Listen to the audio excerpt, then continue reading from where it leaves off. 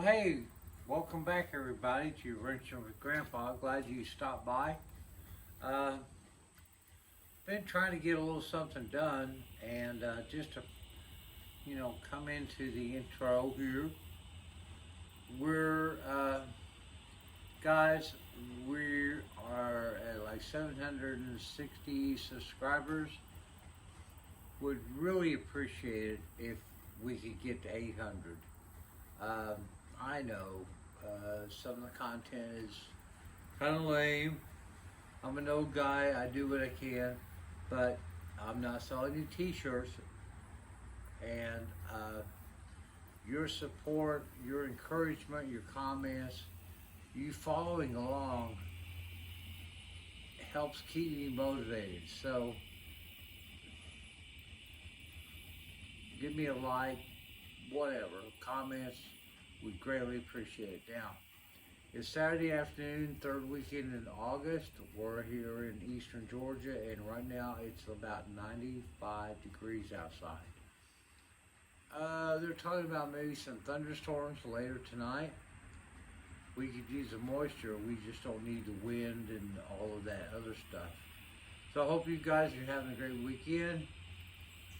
Let me just show you kind of where I'm at, because we are actually moving forward, and this is where we get into the part where, wow, we might actually get this dang thing back on the road before spring. So let's check it out. Good Lord. All right, so the concentration of the work has been trying to get all of this stuff up here redone, which has been kind of a hodgepodge of success and failure. We bought parts that we thought would be great, and they didn't turn out to be that way. But right now, we've got the backing plate, all of that back on. We've got the rehabbed original pitman arm on. If you guys want an upgraded heavy duty pitman arm for a 66A body, and you're willing to pay $85 plus shipping, PM me. I got one. And I say that because when I ordered it, I didn't think this pitman arm was going to be salvageable. But as it turned out, it was. And the new one, because it's a little beefier in its casting, which I thought would be great, it runs into the lower control arm.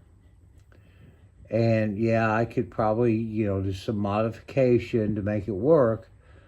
And if nobody's interested in it, I'll keep it on the shelf. And if I need it, I've got it. So that's kind of where we're at there. Right now, trying to get ready to put this back in. But as I'm finding,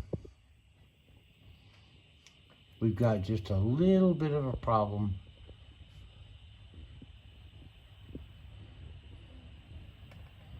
in this area here. We've got about 3/16 of an inch where this is too far that way. So I've got to figure out a way to move this a little bit without causing any issues, so that we can get the upper A-frame reinstalled. Blah, blah, blah. So then we can put all of this stuff, along with the brakes and all that, and in there. Oh, goodness.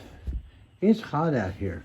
As you notice, we've got quite a bit done, actually. I mean, one thing that I have found that has been very helpful, when I started tearing all this stuff apart, and I started tearing apart the other side, I didn't break it all down like I did this side. I left it assembled so that I had something to look at to make sure that what I was doing over here kind of matched up with bolts, set up, nuts, and everything on that side. And I want to tell you, I'm glad I did, because I'm finding that a lot of the components that were on this, in this suspension, were done after the fact when this suspension was put on the car new.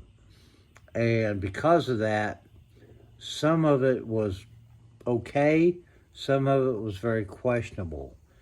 So I'm trying to put it back correctly, and so far I'm very confident that this suspension will last for another 60 years. Now, that being said, I've also started getting back underneath here, and we're getting ready to reinstall the torsion bar.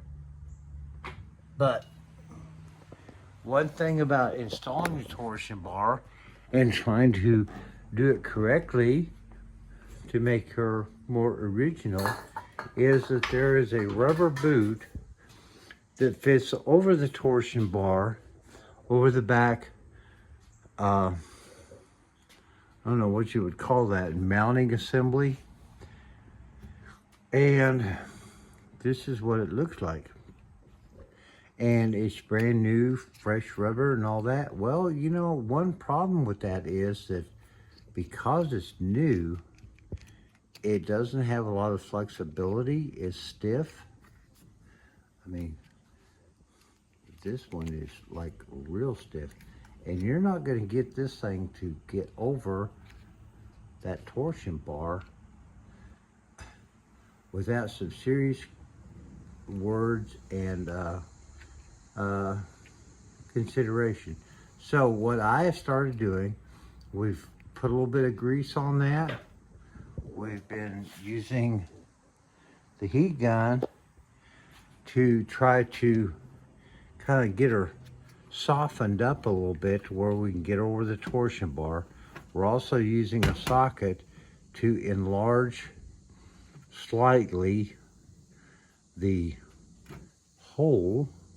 This, we got to get everything over to get it on the thing. Got a little bit more work to do there, but I think we're on the right track. You know, these new parts are just really stiff, and you got to massage them, and if you're going to get them over what you got to deal with. So over here, this has been the big template for us getting everything somewhat correct for the left side, and we will soon begin the right side. We got all this under here. This will go out to Jerry so we can get all that replaced, the pivot shaft and bushing, blah, blah, blah. So we are moving forward, boys and girls, and I do greatly appreciate you hanging in there with me. I really, really do, because, you know, I'm just out here on my own trying to provide a little bit of fun and, you know, give you all guys an idea of what I'm trying to do with this old girl. And let's see here.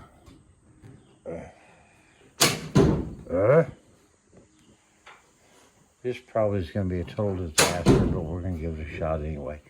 Hang on.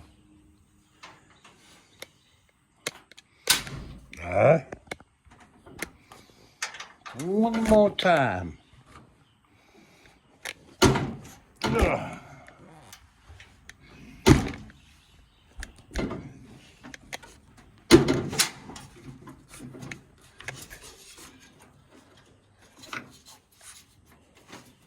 Excuse me, folks, I'm having a moment.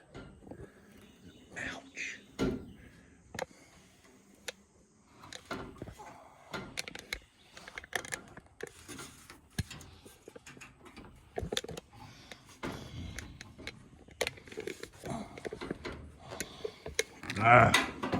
Excuse me, folks.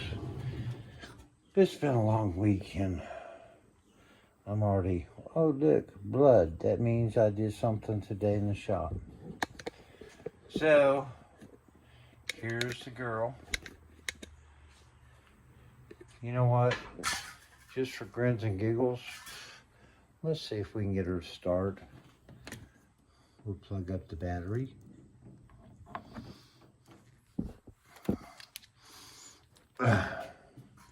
And let's give her a little bit of go juice if I have some.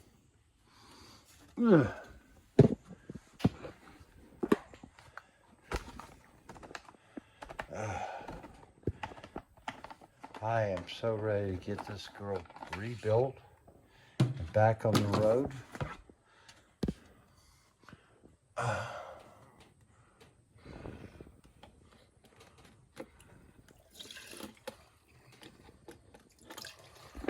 It's probably more than enough. I'll probably set the fucking car on fire. Excuse my French. I hear a lot of gas running down. Oh my God. All right, well, we'll find out. Because, you know, I'm at that point in the day, in the week, in the month, that, yeah, well, you know, she still looks good in there. She still looks great everywhere, quite honestly. But she's got a long ways to go. Fortunately, a lot less ways to go than a lot that I know of out there. And God bless any of you that are trying to deal with these old mold cars. Quality part availability, information on repairs, having old guys around that know how to work on these cars, becoming a lot less available. So God bless any of you that are doing it. So let's just wander over here and see if I can get her to fire.